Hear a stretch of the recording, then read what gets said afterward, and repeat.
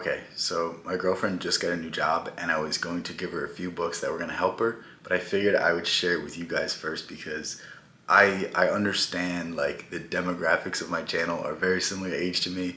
A bunch of you are probably like getting into the corporate sphere soon or, planning on doing this. So I figured I'd give a few books that are going to very much benefit you, and it's not going to just be with you getting a job. It will be also be if you're an entrepreneur, if you're later on in your career, because think about it, school will teach you the technical skills, but they won't teach you the application. They won't teach you the soft skills. They won't teach you how to deal with people, how to recognize what people are trying to do to you, how to recognize manipulative people, how to think in a manner that's going to set your life up for the rest of your life, and do it in a manner where you enjoy it. Like, these are all very key and very important decisions and important skills that we must pick up on, and the sooner you pick up on it, the better it's going to be, because it's like anything. It's like investing. The sooner you start investing, the more money you're going to make. The sooner you start saving money, the sooner you're going to be able to have a big lump sum to start working with. And that's the same thing with information.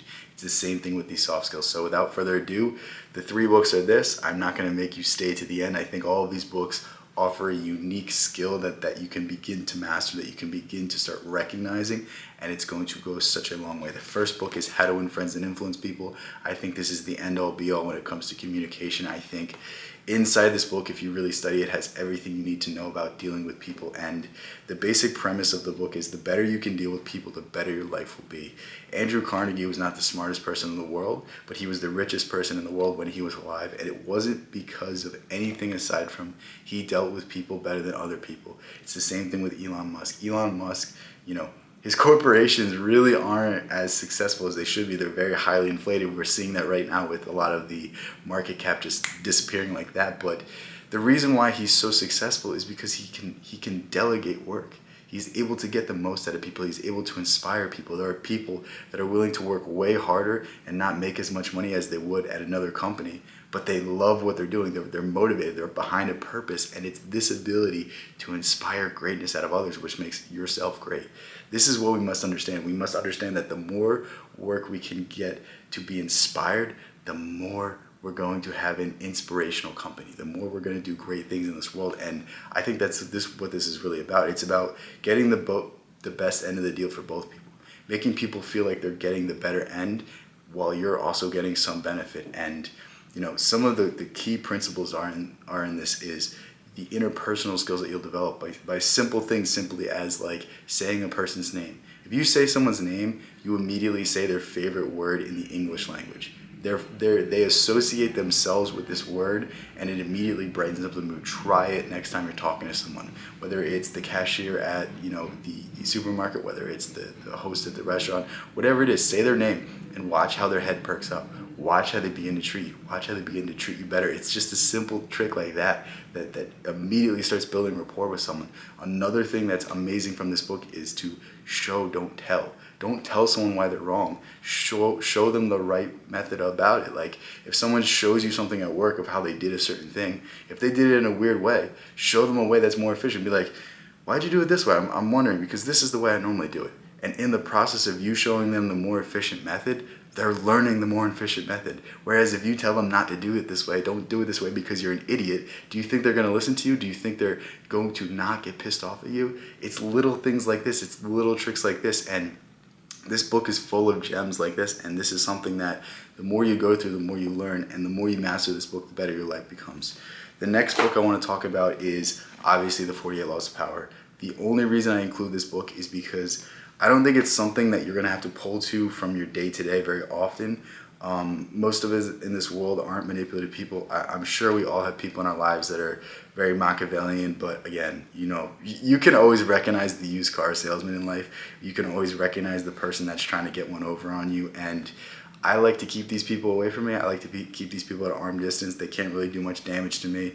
I'm not saying I don't have any of these people in my life, but I know what they are. I know what I'm dealing with. So the only reason I include this book is because in the corporate world, I think we're surrounded by Machiavellian figures. I think we're surrounded by people that are willing to forego values to make their way up the corporation. They're willing to, stab people in the back. They're willing to, take someone out of the company if it's no longer economically viable, even though they've been there for years and years and years, and they have a family and they have this and they have that. But you know what? It's not profitable anymore. And it's like, there's all of these cutthroat decisions made day after day, and I think we need to read books like this that illuminate the darker side of human nature, because when we understand how evil is coming for us, when we understand how darkness is going to attack us, then we can best prepare ourselves. And some of the greatest aspects of this book are purely on how to be subservient, on how to play the game, on how to work your way up the ladder. And it's exemplified in the first law, which is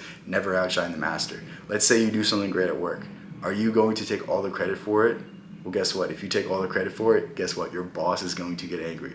Your boss is going to think that you are insubordinating them, and they're not going to give you the benefit of the doubt in the future. They're going to slowly start giving you less work. They're going to slowly start isolating you and taking you out, because, let's face it, bosses have egos as well. Unless you give them part of your shine, unless you show them that I couldn't have done this without you. I couldn't have done this achievement if you didn't point me in the right direction. If you didn't, give me the ability to solve this problem. If you didn't put this on my plate, because I wouldn't have even thought about doing this unless you put it here. Like, you always have to give a little bit of the shine to the boss, because you always have to elevate the boss first. It's never good to play games with the person that has your paycheck. It is never good to put someone that has power over you, such as if you make money or not, in a negative position, in a negative light. And it's ideas like this that are really, really, really interesting. Another very interesting law in this book is never get your hands dirty. What do you think an HR department is? An HR department is just legal liability and taking away responsibility from the boss, of firing people, of hiring people. It gives the corporation another insulation of protection and takes away a lot of lawsuit ability. And it's funny, every interview you go into, every single introduction you go into, the HR says, we're here for you.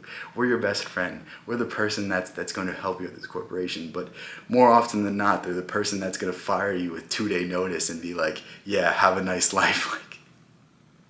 And then give you a shitty exit interview. You're like, oh, thank you. Like, you know what I mean? It's like, it's simple things like this, but I think this book is going to really teach you the dynamics of the game, because I'm somebody that wears my heart on my sleeve. I'm somebody that will tell you how I feel, even if it's not something positive, even if it's not something fancy, even if it's not something that you want to hear.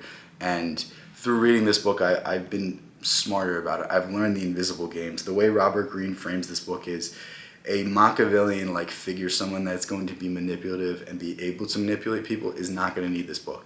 This book is for the people that need to recognize the invisible games that are getting them passed over for opportunities, that are getting them passed over.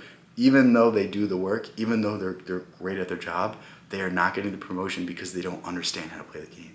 They don't understand these games that are going on at all times of the day, yet they're just invisible.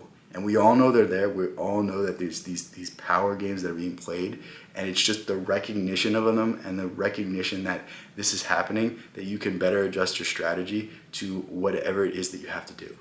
That is the greatest part of this book. And a lot of people see this book as an evil book, but if you take the lessons and you spin them in a positive light, no piece of information, no piece of knowledge can ever be evil if you use it for good. Remember that is probably the most important thing I'm going to say in this video. But again, this is a book that if you pick up, if you study, if you really read through these things, you can see how everyone in your life has screwed you over, and you can better prepare yourself to not be screwed over again.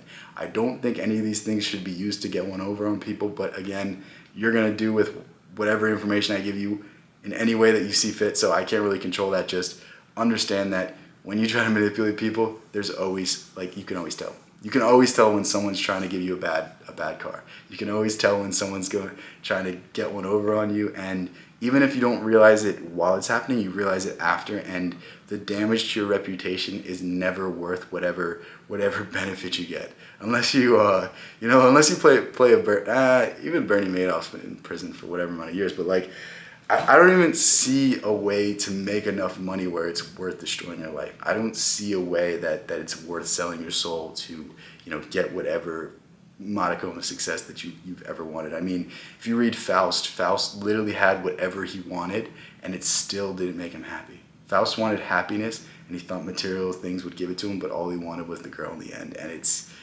you know, these are much deeper lessons than just a corporate video, a video on how to start your career off. But anyway, into the next book. This is the problem. I go off on tangents and then I just like don't come back. But yeah, the last book I want to talk about is Think and Grow Rich. The reason I want you to read this book is simply for the fact that this is probably the law of attraction, the most watered down version, but everything you need to understand about the mind, everything you need to understand about your ideas is in this book. And the basic premise of this book is if you can think long enough and hard about something, the solution will come. Any great achievement was always thought of first. Everything that you see around you that is innovative, that is exceptional, that changed the game, was always first an idea, and it always came from the mind.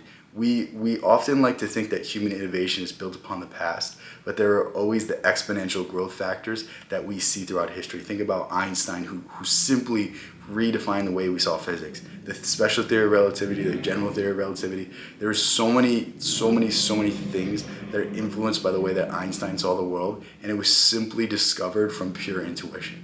And this is what this book is talking about. This book is talking about pure creativity and using this creative faculty of the brain to get whatever it is that you want out of life.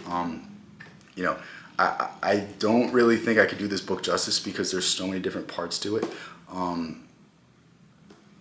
I really think I said all that I need to say. Like, if you want to learn how to master your mind and put it to productive uses, this is the book to pick up. So I will link all of these books in the description. I think they're all great reads. I think if you read all of them in succession, that's a very good way to start reframing your mind, to start preparing yourself for whatever career that it is that you're trying to do. And again, best of luck. I know you guys are going to do great. I know you guys are going to take these lessons and go change the world.